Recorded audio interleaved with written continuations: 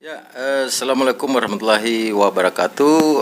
Jumpa lagi bersama kami di channel Himpunan.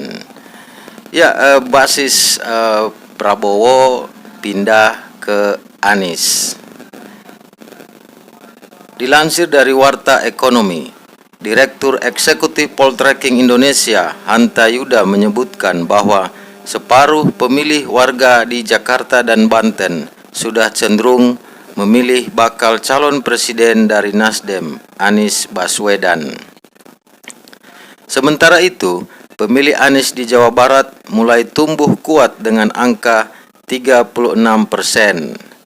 Ini bahkan telah mempengaruhi posisi Prabowo Subianto hingga ia pun bergeser di bawah Anies dan diikuti oleh Ganjar Pranowo.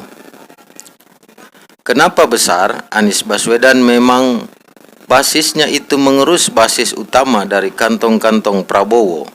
Itu sekarang menjadi basis Anies Baswedan, kata Hanta Yuda. Menurut Hanta Yuda, basis utama Prabowo kini sudah tergerus oleh Anies. Para pendukung Prabowo dinilai sudah migrasi dan mendukung Anies. Hal itu terlihat dari data pemilu tahun 2019 yang menunjukkan Provinsi Banten dan Jawa Barat dimenangkan oleh Prabowo. Saat ini Prabowo sudah kalah. Anies Baswedan sudah melampaui elektabilitas dari Prabowo Subianto, ungkap Hanta Yuda. Artinya apa?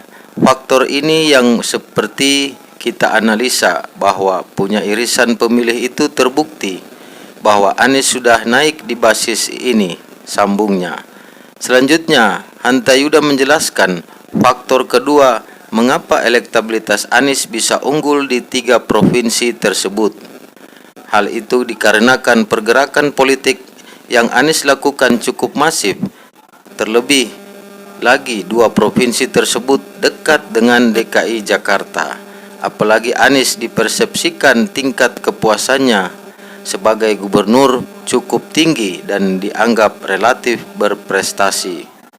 Terkait dengan Banten dan Jawa Barat itu mendekati ibu kota Jakarta, itu punya dampak kepada Anies Baswedan. Itu yang menyebabkan naik, jelasnya. Selain itu, deklarasi pengusungan Anies Baswedan sebagai calon presiden pemilu 2024 mendatang juga dinilai berefek dengan meningkatnya elektabilitas Anies. Jadi kalau ini berdasarkan hasil survei Poltreking ya. Jadi Poltreking menemukan di daerah Jawa Barat, DKI Jakarta dan Banten, Anies Baswedan itu merupakan pilihan warga dari 3 provinsi ini tertinggi.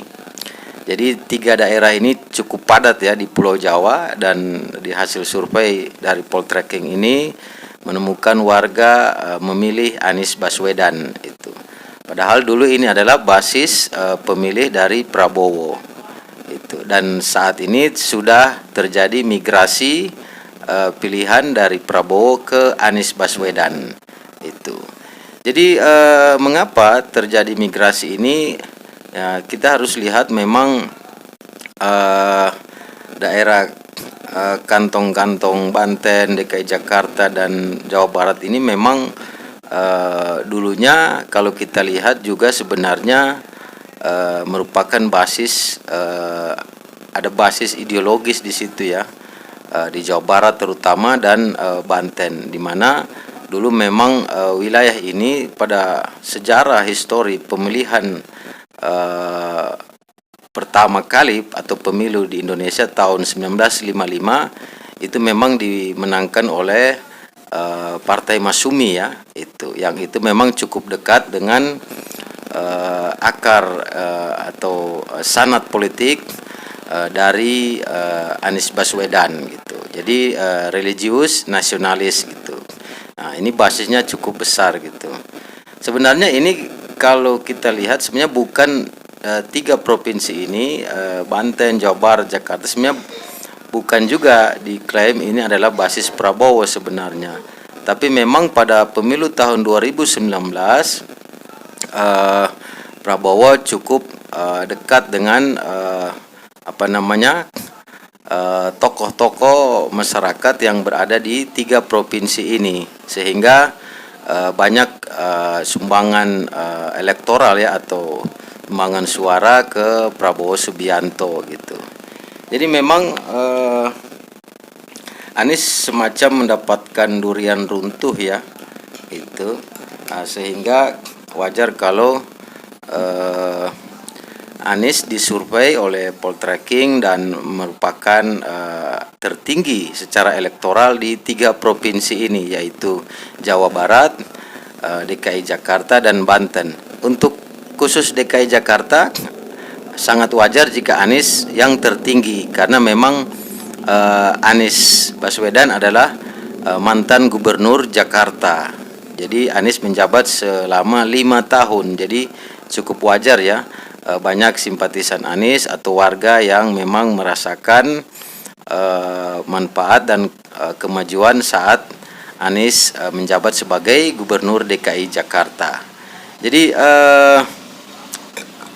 kalau kita lihat 3 provinsi ini merupakan provinsi yang terpadat untuk suara pemilih di Pulau Jawa. Jadi Jawa Barat, Jakarta, dan Banten itu. Dan memang kalau ketiga provinsi ini di mana masyarakatnya condong kepada Anies, itu sebenarnya wajar saja kalau kita melihat dari historis pemilihan Indonesia di tahun 1955 itu, di mana Partai Masyumi yang berbasis religius nasionalis itu memenangkan pemilu di 3 provinsi ini. Dan memang hari ini memang 3 provinsi ini masih menjadi basis dari masyarakat religius nasionalis gitu.